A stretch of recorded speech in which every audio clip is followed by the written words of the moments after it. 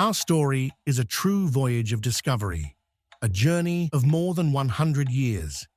In 1894, the breast surgeon William Halsted was the first medical professional to report the importance of lymph nodes in the management of breast carcinoma. Halsted introduced the era of radical cancer surgery that included excision of all of the draining lymph nodes for a cancer site. This began the involvement of the pathologists with lymph node identification in surgical resections. At that time, pathologists used only palpation to locate lymph nodes, making fingertips the primary tool for its detection.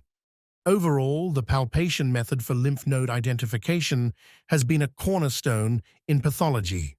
It contributes to significant advancements in the understanding of cancer behavior, patterns of metastases, and treatment of multiple cancers and their draining lymph nodes. Although inefficient, manual palpation has provided significant information for personalized prognosis. As a method, palpation has been well known for missing approximately 50% of excised lymph nodes for many decades. Low lymph node total for end-staging can result in N-understaging, false negative diagnoses, and subsequent incorrect cancer treatment. The effectiveness of the palpation method is operator-dependent. Lymph node harvesting can vary significantly between practitioners and laboratories, leading to inconsistencies in treatment and prognosis. Palpation is less sensitive in detecting small or minimally palpable lymph nodes, which can harbor metastatic carcinoma, especially with colorectal cancer. For over 100 years, palpation has been the primary method for locating lymph nodes for cancer staging. Throughout this time, numerous attempts have been made to improve the results of palpation. Various clearing solutions and lymph nodes dyes have been proposed to treat lymph node-containing adipose tissue, aiming to significantly increase the final lymph node total. But these attempts yielded only marginal improvements, increasing the average number of lymph nodes found by 2 to 5 nodes. A recent United States and Canadian Academy of Pathology abstract reported an interesting survey results. Of 325 pathologists questioned about using fat-clearing, dissolving techniques to increase lymph node yield, 9.3% responded yes in all cases, 71.5% responded never, and 19.2% responded only if less than 12 lymph nodes found in S1. The survey results indicate that the effort to enhance the palpation method through the use of various clearing solutions is not popular and not practical for routine use. An important decision was made at the Gastroenterology Congress in 1990. Due to the limitations of the palpation method, it was decided that for colorectal cancer localizations, a minimum number of lymph nodes had to be identified. This was an attempt to ensure that data from different hospitals could be compared. However, this provision did not improve the core issue of the method, palpation itself. It is not surprising that 40 to 50% of lymph nodes continue to be missed due to the shortcomings of palpation. Strangely, it took 20 years to propose a completely different approach to lymph node discovery. This new method was described by a group of German pathologists led by Dr. Oliver Basten. The title of the article, published in the German journal Pathology in 2010, speaks for itself. Acetone compression, a fast, standardized method for investigating gastrointestinal lymph nodes. In brief, Dr. Basten's method is quite simple. After soaking in an acetone solution for 4 to 6 hours, the fatty tissue dissolves. The remaining tissue is then loaded into a perforated tube and compressed using a non-medical arbor press.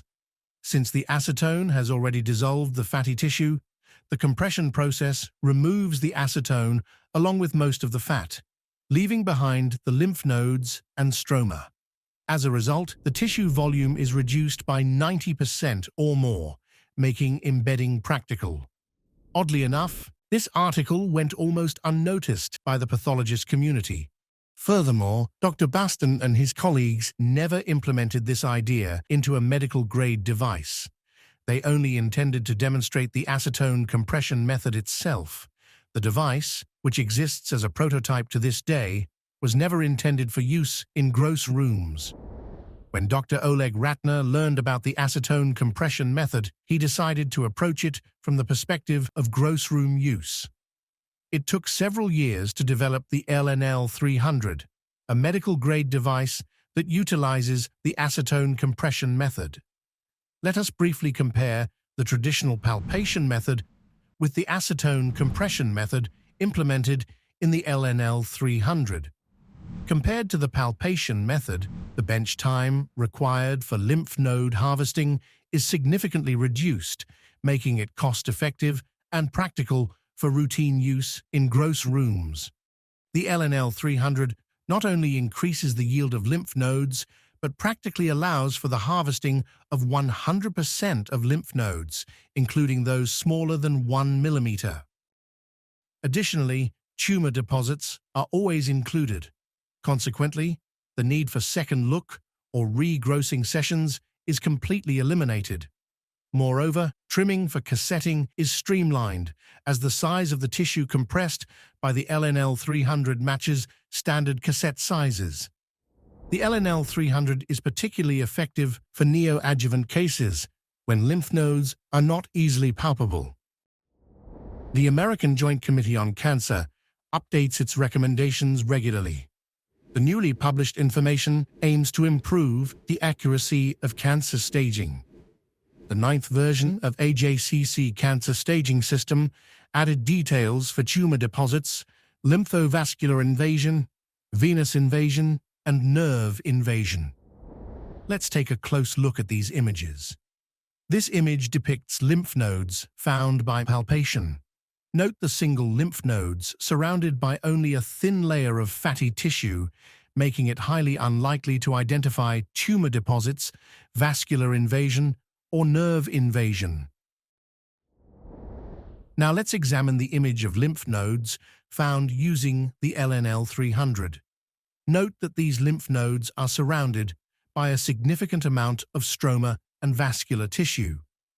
This allows us to identify tumor deposits, lymphovascular invasion, and nerve invasion if such structures are present in the analyzed sections.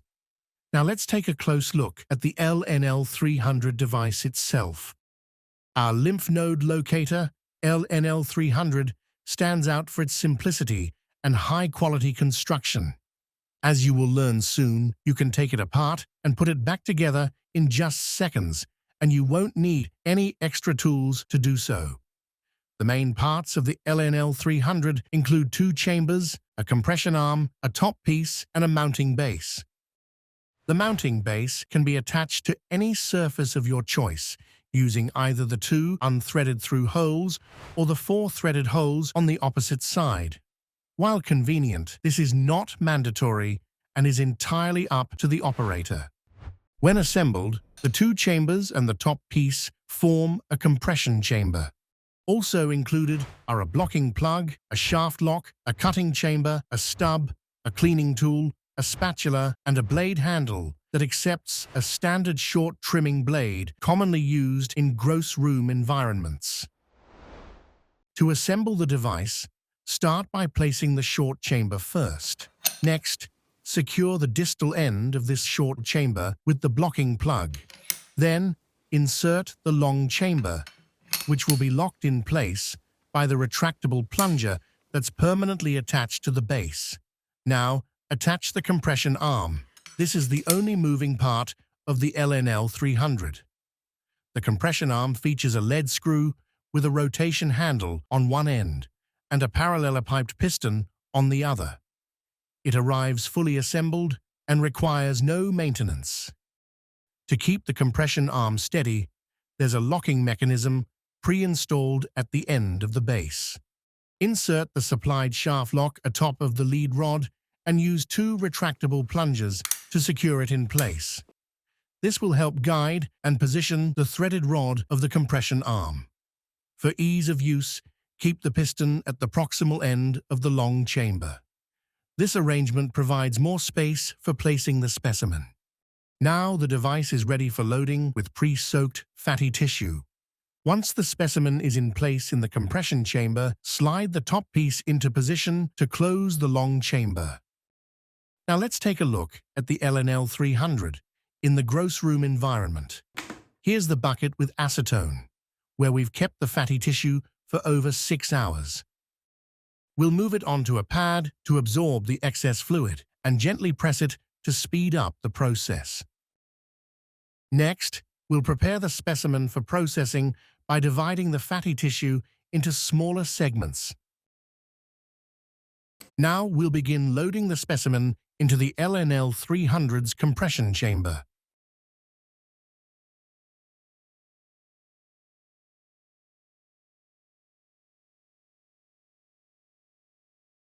Once the specimen is in place, slide the top piece into position to close the long chamber. We're now ready to compress the fatty tissue.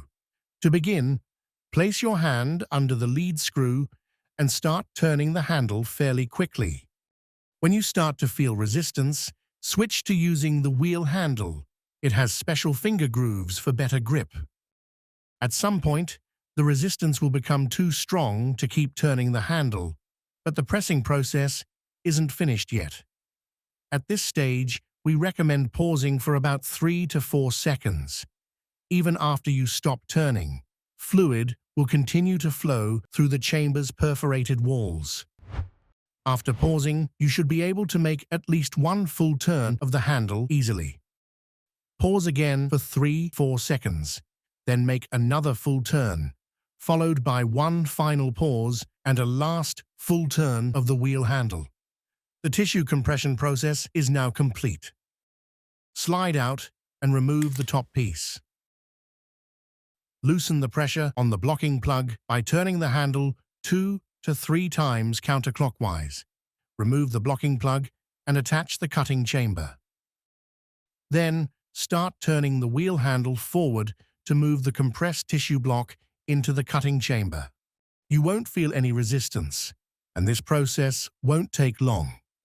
When the compressed tissue block has completely exited the short chamber and is fully in the cutting chamber, insert the stub into the nearest distal slot of the cutting chamber. This will prevent the block from moving forward during the next step. Take the cutting handle with the attached short blade and begin cutting the tissue block. To ensure even portions of the compressed tissue, use the slots in the cutting chamber walls as a guide. When the cutting process completed, remove the stub. Detach the cutting chamber and use a spatula to transfer the cut tissue block onto the cutting board. Now it's time to prepare the compressed tissue for cassetting. Gently pick up the first tissue section, wrap it loosely in lens paper, and place it in a cassette.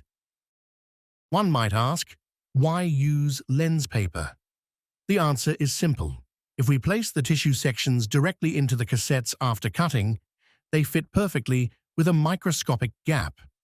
However, once the cassettes are placed in formalin, the tissue will rehydrate and expand against the cassette walls. To prevent this, the best solution is to use lens paper as described earlier. But let's pause and rewind, as we want to show you an alternative method for the cassetting procedure. Just like in the previous method, we're going to use lens paper, but this time it's wet. First, place the wet lens paper in the cassette, then position the tissue section on top and wrap it in the lens paper inside the cassette. This method is quicker and a bit more convenient. Finally, close the cassette. Repeat this process for each tissue section. After completing the process, start the cleaning procedure by disassembling the LNL 300. Retract the plungers on both sides of the locking mechanism and turn them to keep the locking mechanism in the unlocked position. Then remove the shaft lock. Now that the compression arm is no longer locked, it can be easily removed. Next, retract and turn the other plunger to release the long chamber, which can now be separated from the mounting base. Lastly, slide the short chamber out of the mounting base to complete the disassembly process. All parts should be cleaned with soapy water. For the short and long chambers and the top piece, use the cleaning tool to punch through the holes, 14 at a time, ensuring no fat is left behind. Then, dry all parts and reassemble the LNL 300, making it ready for the next job. At Omnia Inventor Medical, we have a deep understanding of the work of a pathologist assistant. This insight led us to set the goal of creating a simple, convenient, and durable portable device that lasts for many years.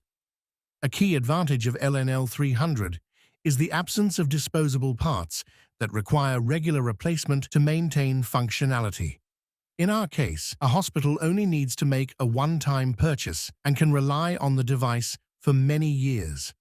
Proper end-staging leads to appropriate treatment and prognosis, and the LNL 300's undeniable benefits make it a valuable addition to every gross room.